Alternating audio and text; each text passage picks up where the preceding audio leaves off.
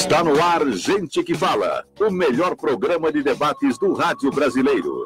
Gente que Fala tem texto e direção geral do jornalista Fausto Camunha. Gente que Fala reúne de segunda a sexta-feira formadores de opinião para discutir as principais notícias do dia. Gente que Fala tem o selo de qualidade ABCOM.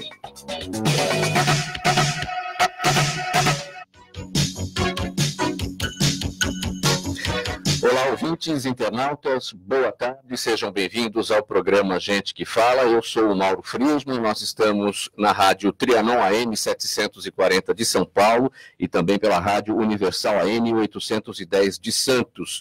Ao vivo, vocês também nos assistem pela internet, nas redes sociais, Instagram, programa @Gente que Fala, e na nossa fanpage, facebook.com/programa Gente que Fala. Visitem nosso blog, gentequefala.com.br, e participem pelos telefones 3289-3580 e 5052-5555. Eu apresento agora os nossos convidados de hoje do programa Gente que Fala. O pediatra e homeopata Dr. Moisés Shensinski, aqui à minha esquerda, para você que nos acompanha pela imagem nas redes sociais. Seja bem-vindo, doutor. Obrigado pelo convite. A nutricionista Vanessa Abreu, consultora em aleitamento materno, também aqui à minha esquerda. Prazer, obrigada pelo convite. A fonoaudióloga especialista em voz, Thaís Vaiano, vice-coordenadora do Departamento de Voz Profissional da Sociedade Brasileira de Fonoaudiologia. Seja bem-vinda, Thaís. Muito obrigada, Mauro. E o otorrinolaringologista, Dr. José Eduardo de Sá Pedroso, chefe do Ambulatório de Câncer Inicial de Laringe e Estenose Laringotraqueal da Universidade Federal de São Paulo. Seja bem-vindo. Boa tarde, muito obrigado. Falei tudo certinho aqui, não travei língua. O meu tá certinho, tá tudo tranquilo. Muito bem, vamos ao nosso primeiro tema. Acontece nesta semana, em comemoração ao Dia Mundial da Voz, que foi ontem, na verdade, dia 16 de abril, a 21ª edição da Campanha Nacional da Voz, realizada pela Academia Brasileira de Laringologia e Voz e pela Associação Brasileira de Otorrinolaringologia e Cirurgia Cérvico-Facial. Com o slogan "Afine a sua saúde, cuide da sua voz", a ação oferece informações para a população sobre aspectos importantes da saúde vocal. Muito bem, informações para a população sobre aspectos importantes da saúde vocal, doutor José Eduardo. O que a população tem a respeito sobre essas informações, consciência sobre tudo isto? É importante frisar aqui que essa campanha, ela acontece não só no dia 16, mas durante toda essa semana. E ela, junto com a gente, participa também a Associação Brasileira de Fonoaudiologia. A Sociedade Brasileira de Fonoaudiologia, com o slogan também, seja amigo da sua voz. Da sua voz. É uma parceria das duas áreas. E é importante frisar que o tratamento desse tipo dos problemas da voz, ele se dá de uma maneira multiprofissional. Então, nós sempre trabalhamos com uma fonoaudióloga ao nosso lado para a gente poder atender e dar o melhor atendimento ao paciente. Essa campanha ela tem como objetivo principal conscientizar a população de quão importante é o uso da voz no nosso dia a dia para as mais diversas funções que nós exercemos. Então, é muito importante que a gente tem que saber como cuidar, prestar atenção nos sintomas que podem acontecer com todos nós, e a partir deles tentar fazer com que o tratamento seja o melhor possível. Então, um dos principais problemas que nós temos uma série de doenças benignas, mas nós temos também uma grande quantidade de cânceres que acontecem na laringe, tipos de câncer, né, que acontecem na laringe. Então, um dos grandes objetivos dessa campanha é justamente conscientizar a população de que nós devemos procurar os profissionais para que haja um tratamento efetivo, e que se você, por exemplo, pegar muito no início, um caso, por exemplo, de câncer, você consegue, vamos dizer assim, o controle da doença, que a gente chama de cura, né? Seria esse um dos principais objetivos. Thaís, essa campanha ou essas ações que acontecem por conta do Dia Mundial da Voz, isso tudo é mais voltado para os profissionais que lidam com a voz, ou é para todo mundo? afinal todo mundo fala e todo mundo... Todo mundo tem uma voz, né? Então, é para todo mundo, é para sensibilizar a sociedade em geral a respeito dos cuidados que devem ser tomados em relação à voz e principalmente a atenção que deve se ter à voz. A voz geralmente é uma coisa virtual, né? A gente não sabe de onde vem, não sabe o que acontece aqui dentro para a produção de voz, da voz, e a maior parte das pessoas só se dá conta de que, nossa, tem alguma coisa aqui na minha voz quando começa a perder ou quando tem algum problema. Então, essa conscientização é realmente para que as pessoas consigam ter mais, um conhecimento maior a respeito da saúde vocal e de como é importante estar atento aos sinais que a voz dá para a gente. Então, ela não é só para profissionais da voz, como cantores, professores, atores, mas ela é para todo mundo. Todo mundo que tem uma voz está suscetível a ter uma rouquidão ou ter alguma alteração de laringe. E todo mundo tem que ter essa consciência e ficar atento à sua voz e à dos outros, né? Porque às vezes a gente não percebe a nossa... Alguém fala, nossa, a sua voz está diferente. E aí a gente consegue ter essa percepção e buscar ajuda. Qual é o primeiro sinal de que a voz está diferente e que pode ser um alerta? As pessoas colocam geralmente sempre falam rouquidão. A rouquidão tem vários sinais, né? Que geralmente é uma sujeirinha na voz, uma sujeirinha que não estava lá antes. Algumas pessoas, elas têm uma rouquidão que acompanham ao longo da vida toda, provavelmente porque nasceram com alguma alteração. Não que ela não deva ser pesquisada e a gente não deva encaminhar para um médico e entender por que tem essa alteração.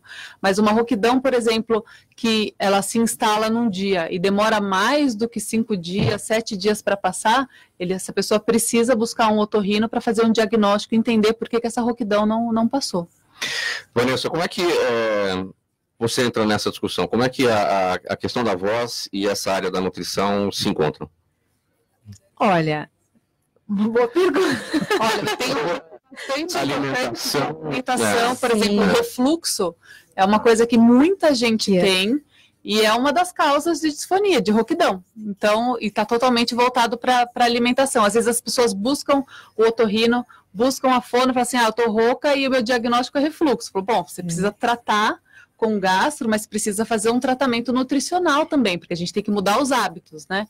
E aí entra a nutrição com tudo nisso, além dos alimentos que fazem bem, os alimentos que não ajudam muito a voz, né? A voz. Não sabia realmente, porque não é da minha área essa parte de vocal, né? Então, não sabia realmente. Entra essa parte da saúde total, né? Porque vai entrar desde da parte de alimentação, o descanso, o sono, e uma série de coisas desse tipo, quer dizer, se a gente aborda o paciente como um total. Muitas dessas coisas refletem na voz. Então, a voz é um parâmetro muito importante para nós. Inclusive, assim, todo mundo tem uma faringite, uma laringite, e fica rouco ou pode até perder a voz durante um determinado período. Se ela durar mais do que entre aspas, o normal, 7 a 10 dias, aí a gente aconselha que procure-se, né, ou pessoas que fumam ou que bebem e tal, então elas também, e aí entra de novo a nutrição. Então a pessoa que bebe muito tal, também entra com essa parte aí que também pode aumentar a possibilidade da pessoa ter, por exemplo, um câncer de laringe. Doutor, e no caso da pediatria, a gente pode já fazer uma relação já nos primeiros momentos da criança? Sem dúvida, né? A gente sempre, logo de cara, uma das grandes expectativas que se tem é que a criança chore. Então, aquela criança, né? Que já é a manifestação da voz e da intenção e das necessidades dessas crianças. A gente precisa aprender a escutar. Para aprender a escutar, a gente tem que falar e aprender a ouvir, e isso com a criança é fundamental. Uma criança que não tem, por exemplo, uma característica de audição adequada, ela vai provavelmente falar mal, vai demorar para falar, vai ter problemas de troca de letras por um tempo maior do que o esperado, porque ela vai falar alto, porque ela aprende, por exemplo. E isso nós estamos falando de voz, né? Mas na criança tudo está relacionado, assim como nós estamos ouvindo a respeito da otorrino, que a abordagem é multiprofissional, na pediatria, raramente, eu não vou nem falar raramente, a gente nunca faz nada sozinho. Sempre a gente conta com uma equipe de profissionais. Então, fono faz parte da vida do pediatra, nutricionista faz parte da vida do pediatra, psicólogos, odontopediatras, enfim, vários especialistas focados na saúde da criança. E a saúde da criança ela é um todo. Não é todas as vezes. Por exemplo, nós estamos ouvindo agora a Thaís falar a respeito do refluxo. Quer dizer, às vezes a manifestação do refluxo é uma rouquidão, e o diagnóstico não vai ser feito por algum sintoma necessariamente gástrico, porque essa criança às vezes tem 1 ano e meio, ela não vai referir que ela está com azia, mas ela fica rouca. Ela tem mais quadros respiratórios, ela tem tosse, piora o quadro quando ela dorme, ela se alimenta à noite e deitado o refluxo aumenta e piora esses quadros de voz. Então, não dá para analisar nada por partes. Nós somos um todo, e como esse todo, a gente precisa saber e conhecer. E uma parte importante é entender que a voz de criança rouca não é bonitinha, não é normal, né? Os pais tendem a negligenciar essa questão de criança rouca. Ah, meu filho é porque ele brinca muito, é porque ele imita muitas vozes. E algumas alterações de laringe, uma das mais comuns que a gente ouve falar, chama calo na corda vocal, que a gente chama o nome mais científico é nódulo. Ele se desenvolve nessa primeira infância com uma criança que tem um abuso vocal muito grande, que grita demais, e ela pode durar ali durante toda a adolescência dela e acompanhar até a vida adulta. É um comportamento vocal inadequado. Então, é importante deixar esse alerta para os pais de que criança rouca não é normal. Uma criança que fica sempre rouca não é normal. Tem que buscar um acompanhamento com otorrino e feito o diagnóstico. Se tiver alguma questão que mereça ser tratada com terapia, encaminhar para um fonoaudiólogo. Muito bem. Bom, o pediatra Moisés Chensinski e a nutricionista Vanessa Abreu acabam de lançar o livro É Mamífero que Fala, né? Esse livro aqui que está comigo, para você que nos acompanha aqui pelas redes sociais. E esse livro apresenta uma linguagem carinhosa, cuidadosa e acessível a todos, ilustrando a importância do aleitamento materno para o crescimento, desenvolvimento e imunidade das crianças. Vanessa, você é consultora em aleitamento materno. O que é exatamente essa sua área? Essa consultoria? Bom, eu gosto sempre de fazer uma consultoria com as mães antes do parto, porque eu falo que atualmente há uma discussão muito grande em relação a parto, né? Parto normal, parto cesárea, e as mulheres estão se preparando um pouco mais para o momento do parto, tentando saber as condições que podem levar para uma possível cesárea, mas elas esquecem de se preparar para a amamentação, porque as mulheres têm uma sensação de que amamentar é algo natural, então vai nascer a criança, vai colocar ali no peito, o bebê vai saber mamar, vai ser tudo maravilhoso, e na verdade a dupla mãe e bebê tem que aprender essa amamentação, então dificuldades sempre surgem no início da amamentação, e a consultora serve para ajudar nesse sentido, tanto durante a gestação, né, como após o nascimento da criança. Então muitas vezes a gente tem algumas dificuldades como posição, pega, que podem interferir negativamente na amamentação, e a consultora ajuda nesse sentido, né, qualquer dificuldade que uma mãe tenha em amamentação. Doutor Moisés, qual é o tempo médio de aleitamento materno que a OMS preconiza? A Organização Mundial de Saúde recomenda aleitamento materno desde a sala de parto, exclusivo em livre demanda até o 6º mês e complementado com alimentação saudável até 2 anos ou mais. No Brasil, essa nossa estatística, assim como mundialmente, né, grande parte da estatística está bem abaixo desse nível, né? Nós temos aqui no Brasil uma média de 54 dias de aleitamento materno exclusivo, quer dizer, não chega a 2 meses. Esse ano, agora em 2019, está sendo feita uma nova pesquisa nacional, a nível nacional, para poder estabelecer quais são hoje os parâmetros de aleitamento materno na sala de parto, até quando ela vai, quanto tempo ele é exclusivo, para a gente estabelecer uma nova realidade desses parâmetros aqui no Brasil.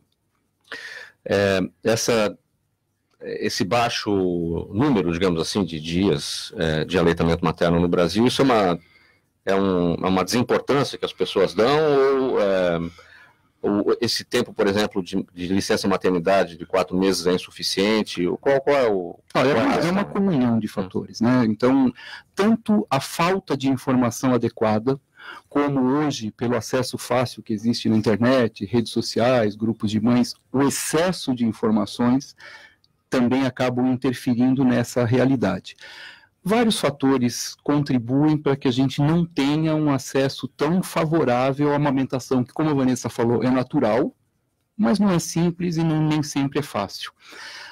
Força da indústria, que impõe as publicidades em relação às fórmulas infantis, que são substitutos teóricos do leite materno, a questão de licença maternidade, uma falta de uma rede de apoio, gente que possa colaborar com essa mãe naquele momento que ela precisa se dedicar a amamentar seu filho. Então ela precisa estar bem para poder amamentar. Para isso, alguém precisa ajudá-la a fazer as outras coisas. Vanessa, esse livro que você escreveu aqui com o Dr. Moisés, por que esse título? É mamífero, né? E que dicas vocês colocaram aqui? Na verdade, por que é mamífero que fala, né?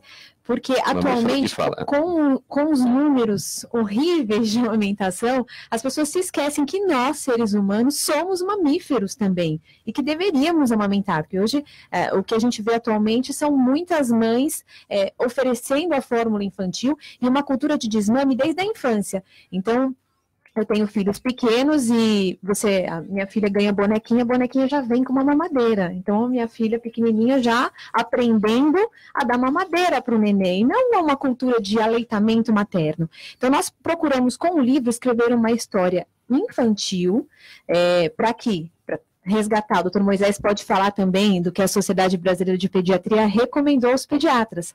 Receitar um livro para aumentar o vínculo familiar. Então, através de um livro infantil, o que a gente busca? Tentar resgatar esse vínculo de leitura de livro, já que as crianças também estão cada dia mais ligadas em tablets, em celulares e deixando o livro um pouco de lado, tanto que nós vemos tantas livrarias fechando por aí. Então, resgatar o hábito da leitura familiar e, através dessa história, que é uma história infantil, passar conceitos de amamentação que é comum entre todos os mamíferos. Então, como que a gente fala com a criança? O que a criança gosta? De bichinhos, de animais, né? Então, a gente fala através dos mamíferos vários conceitos que cabem também ao ser humano durante a amamentação.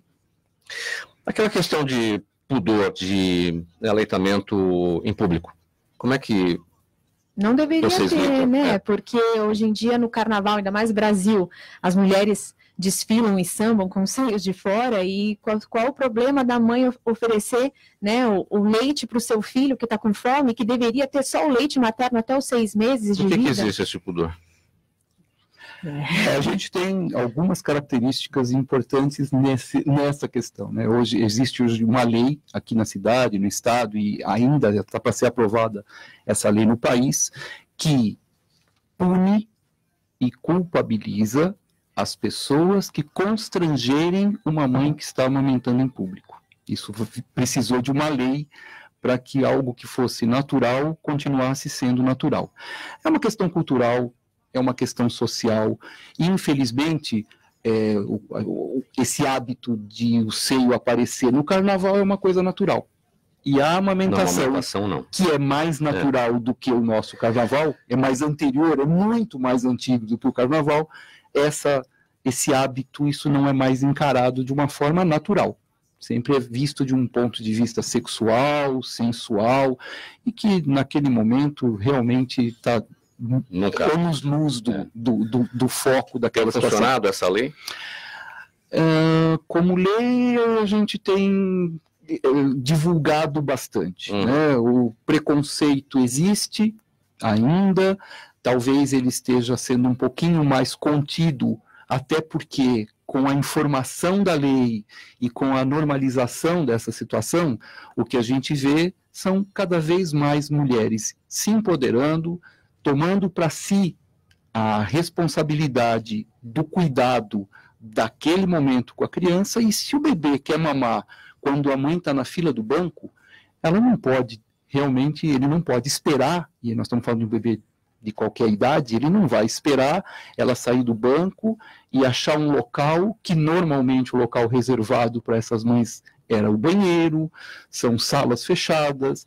Hoje existem nos shoppings, por exemplo, você tem a sala da família, onde a mãe pode, se quiser, ir até lá. Ela tem o direito de amamentar o seu filho a qualquer momento, na hora que ele quiser. Vanessa, o livro é distribuído, é vendido? Ele foi escrito pela editora Paulinas, está sendo comercializado em todas as livrarias paulinas, em todo o Brasil, e através do site da editora também, na loja virtual. Muito bem. O sintoma que mais sugere a presença do câncer de laringe, que afeta principalmente homens acima de 40 anos, é a rouquidão.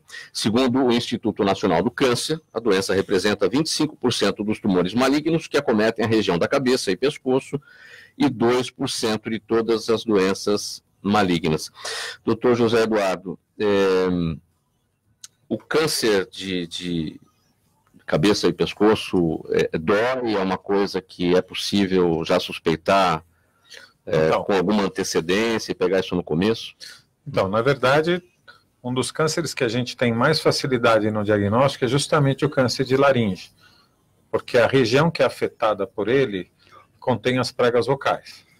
E para você ter uma voz boa, você precisa ter uma boa vibração e assim por diante. A primeira coisa que acontece quando aparece algum tipo de lesão na prega vocal é uma alteração da voz. Ou seja, isso é até bom, porque o sinal de alarme ele é muito precoce. Então, por isso essa conscientização. Se você conseguir que uma pessoa que tenha, vamos dizer, mais do que 2 semanas ou 10 dias de rouquidão, ela procure um médico e faça um exame. O exame é muito simples, é uma laringoscopia, que pode ser feita através do nariz ou através da boca, em que você visualize a prega vocal e você já vê a lesão, você pode pegá-la logo no início e a possibilidade de cura gira em torno de 90% a 95%. Esse tratamento pode ser feito através de uma cirurgia ou através de uma radioterapia, mas tem que fazer pelo menos a biópsia para saber se aquilo que você está vendo, aquela lesão, se ela é um câncer ou não. Então, vamos dizer assim, se é que dá para dizer dessa maneira, a vantagem é que o sintoma é muito precoce e que você consegue um tratamento, então, logo no início, fazendo com que você consiga um resultado muito mais favorável no caso do tratamento do câncer de laringe. E depois desse tratamento cirúrgico, Thaís, aí vem o trabalho da fono. Sim, geralmente, sempre depois de qualquer cirurgia de laringe, existe o processo de reabilitação pós-operatório com fono. Em casos de câncer, depende do tipo de cirurgia, né, são vários tipos de cirurgia, a mais agressiva dela, que a gente chama a laringectomia total, né, Dadão? Então, é o caso quando a gente retira a laringe toda, e aí a pessoa tem que aprender a falar de um outro jeito, porque a corda vocal vai embora. Então, são aquelas pessoas que falam com, a gente chama de voz esofágica, que é uma nova voz que ela aprende a ter para conseguir se comunicar com as pessoas. Então, é o caso mais extremo de casos de câncer, né? Na verdade, é muito importante essa observação. Por quê? Porque no Brasil, apesar de todas as campanhas, nossa campanha já tem aí 21 anos e o Dia Mundial da Voz tem cerca de 17 anos. A maioria dos casos que nos chegam, principalmente no SUS, eles são de cânceres avançados. E que acaba fazendo com que a gente tenha que fazer essa cirurgia grande, que a doutora Thaís mencionou.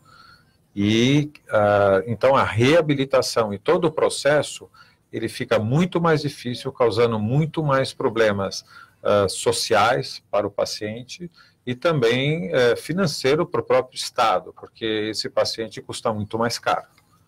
Então, esse tipo de coisa é muito importante. Eu acho que vale a pena a gente lembrar que o tabagismo, né, e o etilismo aumentam muito as chances de desenvolver um câncer de laringe. Então... eu ia entrar nesse assunto, quer dizer, o tabagismo e o abuso do álcool, enfim, mas tem outros fatores, por exemplo, tem que levar em consideração o histórico familiar, um pai e uma mãe que já teve o câncer de laringe, a gente tem que ficar atento. Sim, tanto a parte genética, então é um complemento, né, o genótipo com o fenótipo. Então a parte ambiental, como a Thaís falou, quem fuma, a gente sabe que a grande maioria dos casos são pacientes que têm o tabagismo e com o etilismo eles são coadjuvantes. Então, se você tem cerca de 14, 15 vezes mais possibilidade de ter um câncer de laringe em quem fuma, isso pode dobrar no caso da pessoa fumar e beber. Então, isso acaba piorando muito.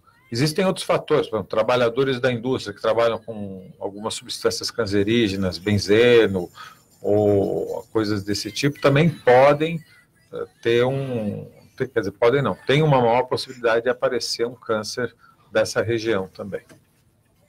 Nós vamos conversar agora com a dermatologista, a doutora Cecília Belo, do Hospital da Pele. Ela fala com a gente aqui no programa Gente que Fala, pelo telefone. Boa tarde, doutora. Boa tarde, Mauro. Boa tarde, ouvintes. Tudo bem? Tudo bem, e você? Tudo ótimo por aqui. Legal. Nosso tema é fototerapia. O que vem ser? Então, a fototerapia é um tratamento onde o paciente entra numa câmara de luzes, de tanto raio ultravioleta A quanto raio ultravioleta B, e ele vai fazer, como nós diríamos popularmente, um banho de luz, né? A fototerapia, por exemplo, ela é utilizada naqueles bebês não com UVA ou UVB, lógico, mas, por exemplo, os bebês que estão ictéricos, né, logo que saem da maternidade e tudo mais. Mas nesse caso a gente utiliza lâmpadas com comprimentos de onda que simulam o sol. E é um tratamento bastante seguro e que a gente utiliza com alguma frequência. E as doenças que podem ser tratadas com a fototerapia, quais são? Diversas doenças, Mauro. Por exemplo, psoríase, vitiligo, né? A gente consegue, como as lâmpadas, e a gente tem um cálculo de energia, a gente consegue fornecer a esse paciente uma quantidade de luz que não é para queimar, né?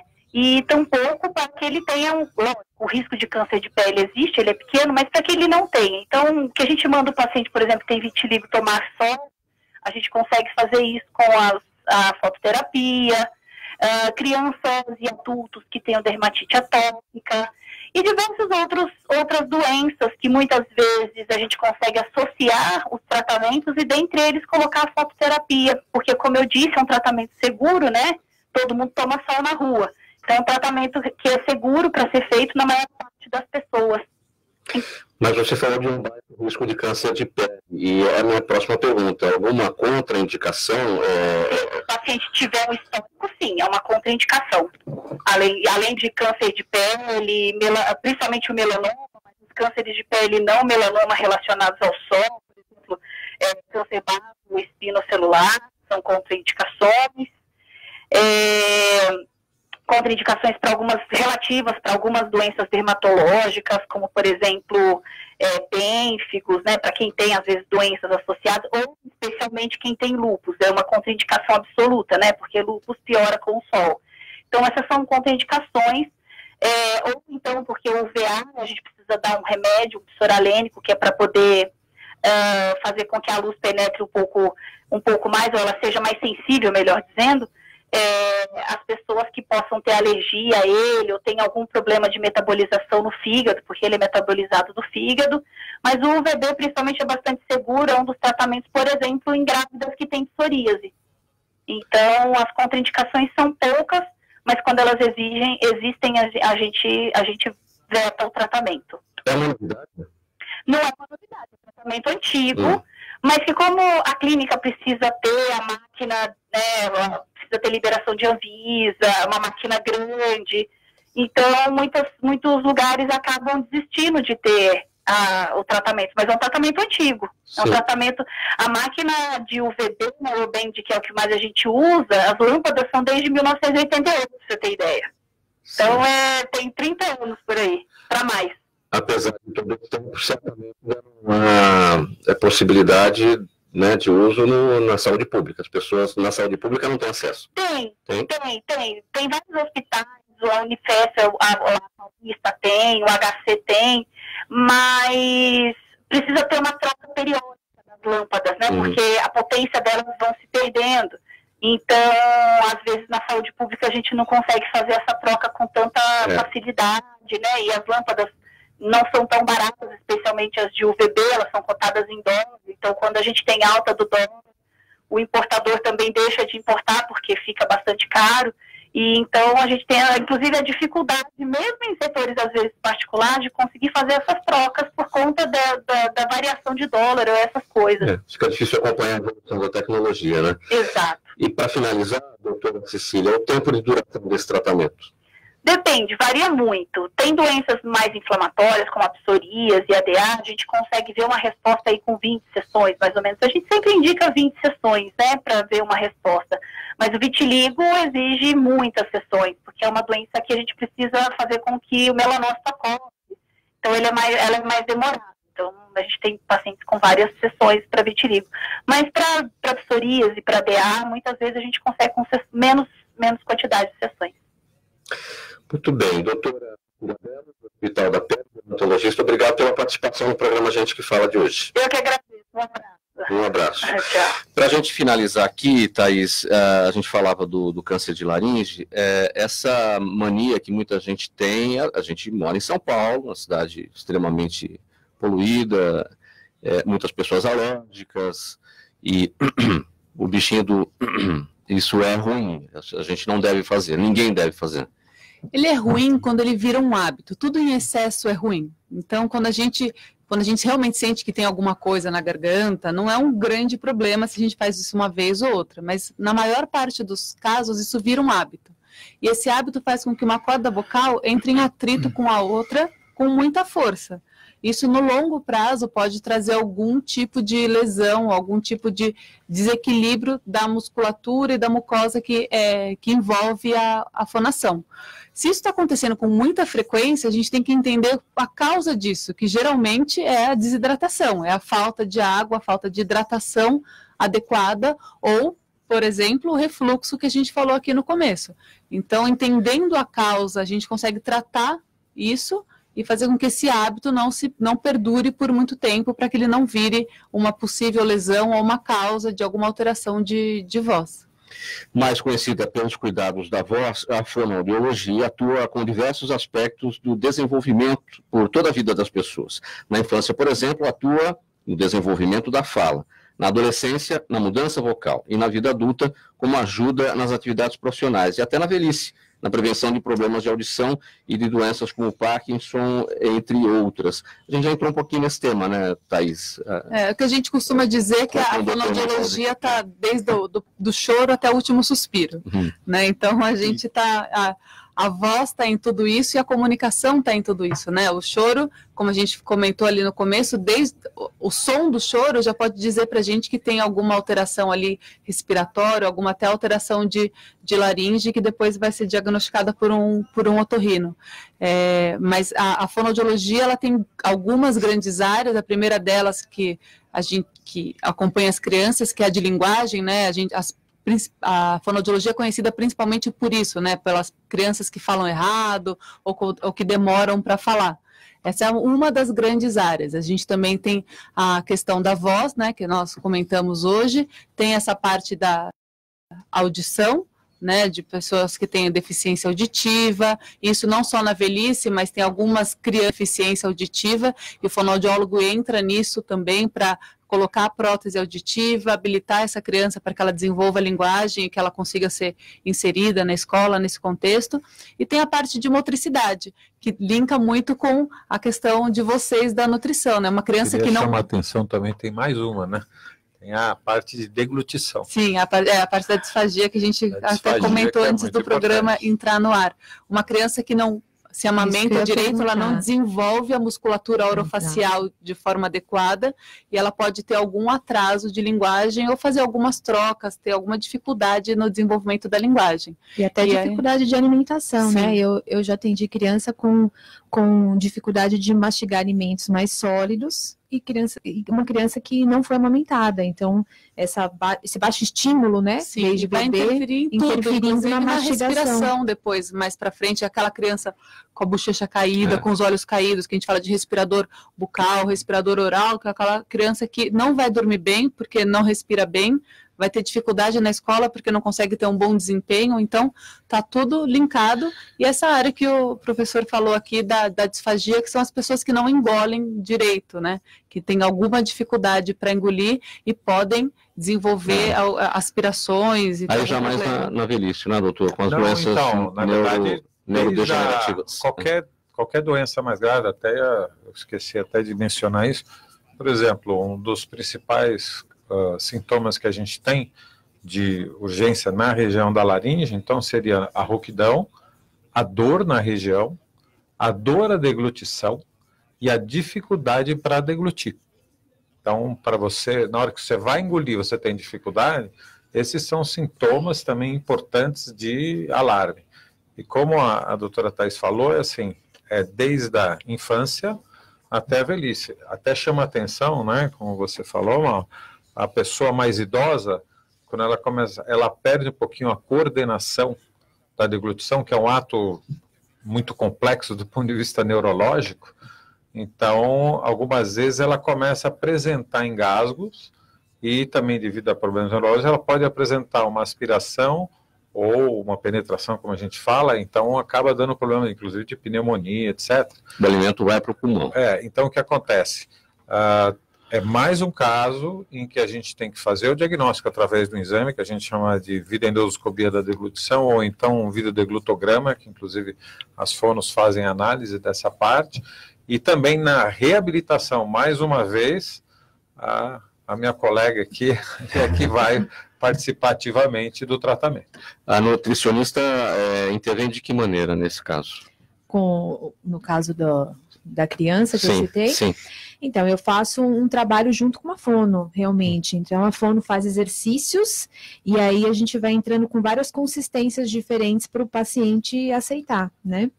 Mas ele tem essa dificuldade e eu vejo que a amamentação poderia ter sido um fator, poderia ter ajudado, preventivo, né? Um fator preventivo, que é uma coisa que a gente não comenta. A gente fala muito da amamentação e as pessoas não param para pensar como isso é importante também na musculatura, no desenvolvimento da musculatura. E associado a isso, as mães estão amamentando menos atualmente e usando outros bicos que também atrapalham, né? Como a chupeta. É tão comum uma criança não amamentar por um tempo prolongado e utilizando a chupeta para atrapalhar também aí, né? A sucção ela é importante não só para a musculatura, mas para o desenvolvimento ósseo também, né? Mandíbula, para a dentição. Então, esse primeiro contato da criança com o alimento vai determinar muito da musculatura orofacial e também da estrutura óssea dessa estrutura do crânio.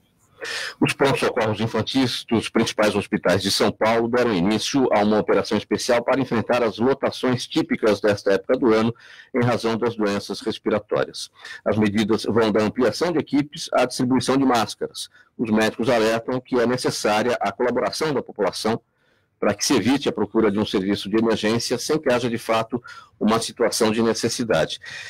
Nesse caso aí, doutor Moisés, muita gente que entra no pronto-socorro, entra no hospital e acaba saindo com outro problema porque foi sem ter necessidade, né? A gente tem mesmo essa ideia, existe mesmo essa tendência do pronto-socorro. É uma cultura que existe, até por conta da dificuldade de acesso da população aos seus profissionais de cuidado, mesmo no SUS, para se marcar uma consulta de rotina.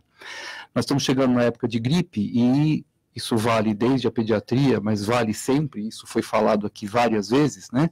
Prevenir continua sendo melhor do que remediar. Sim. E existe agora, desde o dia 10 de abril, a campanha de vacinação de gripe, onde são vacinados preferencialmente grupos considerados grupos de risco, que são as gestantes, as puérperas até 45 dias, bebês de 6 meses a 6 anos, principalmente nessa fase inicial.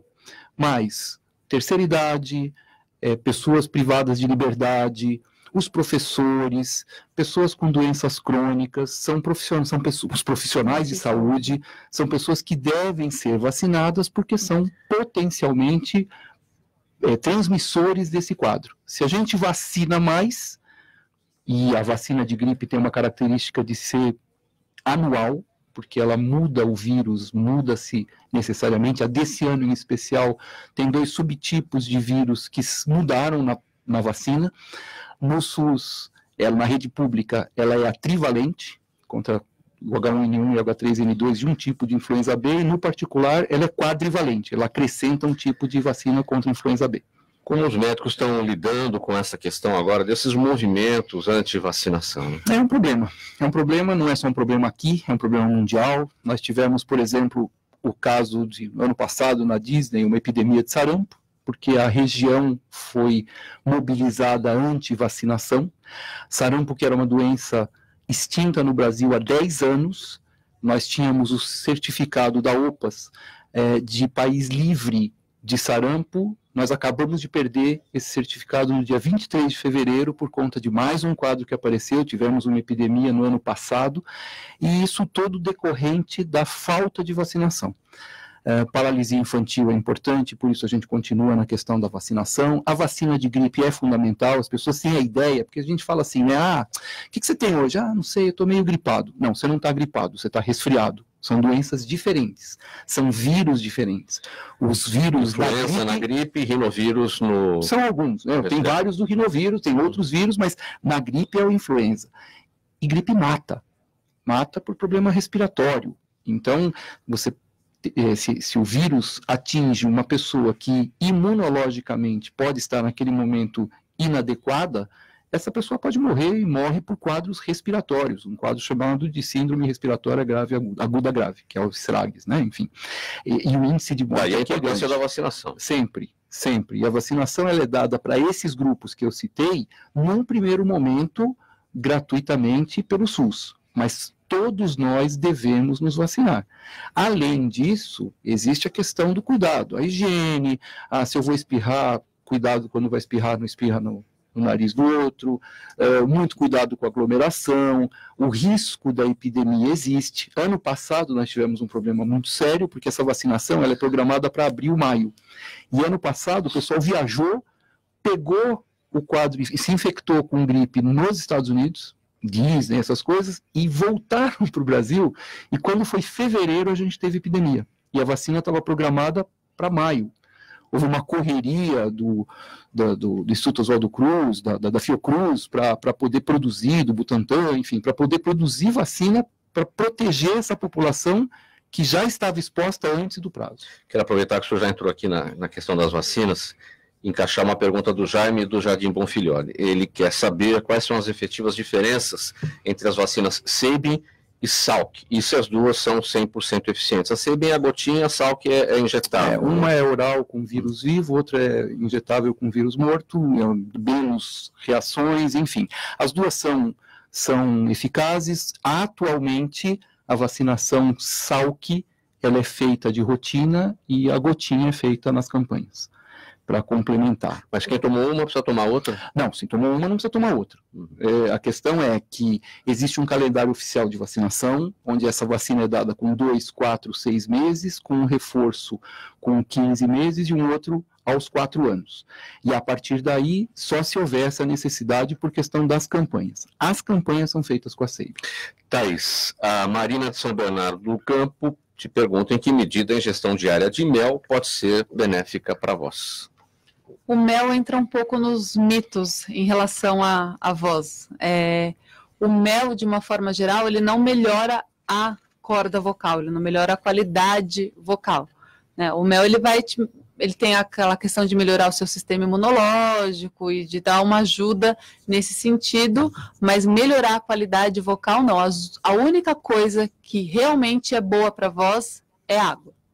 A água é o que melhora a qualidade vocal. Entra o gengibre também é um mito, própolis é um mito, então todas essas coisas não fazem bem para a voz. Elas lubrificam um pouco a garganta, nesse sentido melhora a forma como você fala de algum jeito, mas a voz propriamente dita é sono, água e exercício, nada além disso. Então, aquele sprayzinho que eu carrego na minha bolsa de mel, com própolis, com romã, com gengibre. E principalmente o spray de própolis, ele é quase um placebo, né? Porque ele tem, se você olhar a composição, ele tem álcool, ele anestesia a sua garganta, ele não melhora a sua voz, ele anestesia, você deixa de sentir dor e desconforto. Mas assim que passa o efeito, você está ali de novo com a mesma dor e com o mesmo desconforto. Então, é o álcool que melhora tem esse efeito de que a voz melhorou, mas, sinceramente, não melhorou. Só para corrigir uma da informação que eu fiz agora há pouco, para não ficar risco, né? A Sabin é feita com um vírus vivo enfraquecido, tá? Atenuado. Não é o vírus da doença, porque senão fica aquela ideia de que eu estou tomando o vírus. Não, é o vírus enfraquecido. Então, ela não provoca a doença. Para o doutor José Eduardo, a Flávia do Jardim América, quando é importante se submeter a uma cirurgia de desvio do septo? Bom, o desvio do septo, 60%, 70% das pessoas têm algum grau de desvio no septo. Então, ninguém tem um septo retinho ali, igual uma régua. Deve ter alguém que tem. É muito raro a gente ver. A gente não nos chega, né? Por que os otorrinos dizem que o nariz é bonito? O nariz, como qualquer coisa, é bonito de acordo com a sua referência de beleza. Não, o nariz internamente.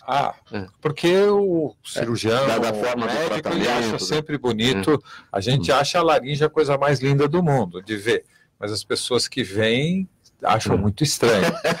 Né? Como a gente está acostumado a ver, então a gente acaba admirando, vamos dizer assim, quem fez aquilo lá tão perfeito para ter tantas funções. Daí a paixão para trabalhar, né, nessa especialidade. Né? Então, mas é assim, por exemplo, desvio de septo. Então, o que tem que ter para você fazer uma cirurgia de septo? Você tem que ter uma queixa muito bem qualificada de obstrução nasal. Porque tem uma carninha do nariz que nós chamamos de corneto. Ela também pode causar uma obstrução junto com o desvio.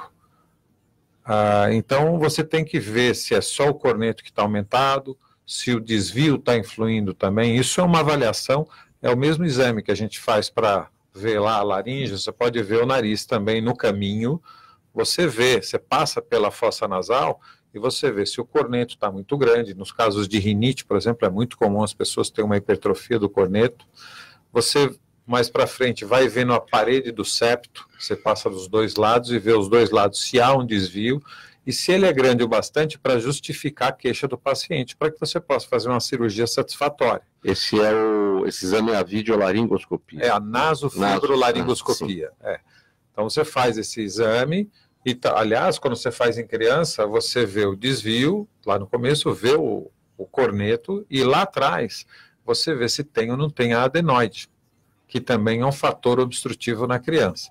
Mas no caso dessa pergunta, o mais importante é, você tem a queixa de obstrução nasal? Se tiver e ela te incomodar o bastante, você pode indicar uma cirurgia. É que tem fatores aí diversos, alergias, por exemplo, a rinite alérgica. Então, aí você tem que aumentar tudo isso, né? Você vai tratar a comorbidade. Se você perceber, aí é uma questão também de custo-benefício. Se o tratamento, porque a rinite alérgica, né, a alergia você não cura, você trata. E tem questões ambientais, tem outras questões. Se com isso você vai ter que tomar remédio o resto da vida para fazer o tratamento, então, no caso da obstrução nasal, se tiver um corneto grande, tiver desvio de septo, aí é uma das indicações de cirurgia. Então, o principal, para operar o desvio de septo, tem que ter o desvio primeiro, segundo, tem que ter obstrução nasal, senão você não tem justificativa para fazer. Né? Todo mundo tem algum grau de desvio, senão a gente estava operando todo mundo. Sim. Então... Vânia, são duas perguntas para você. Da Carla de Cotia, ela quer saber sua posição sobre os alimentos transgênicos. E a Vera de Bela Vista, ela quer saber se é verdade que o consumo de maçã pode resolver problemas de pedra na vesícula. Pedra na vesícula, maçã? Não que eu saiba. E nem de voz também.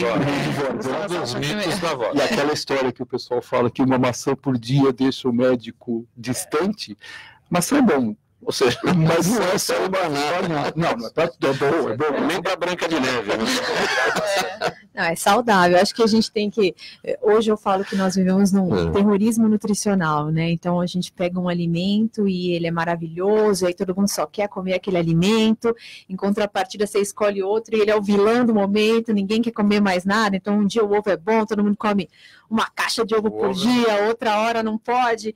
Então eu não gosto de falar que um alimento é muito bom, né? Senão você fala, o mel é bom, a pessoa come um pote de mel achando que vai ficar uma voz de Bete Sangalo.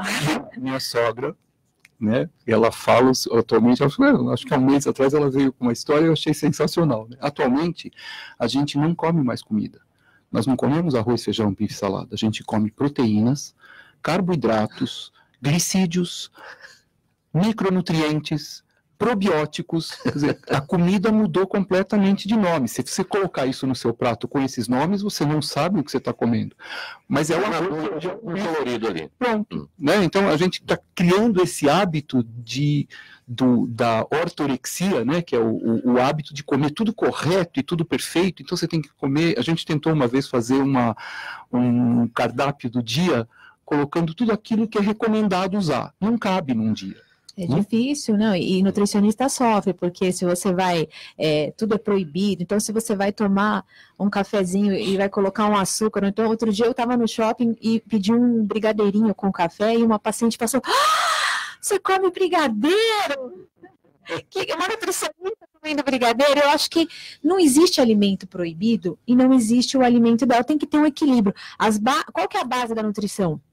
Variedade, equilíbrio e moderação. Então, se você tem essas três bases, você tem uma alimentação saudável. Então, a gente falava da maçã, eu brinquei aqui e falei, poxa, até para Branca de Neve não deu certo, né? Deixa ela comer maçã.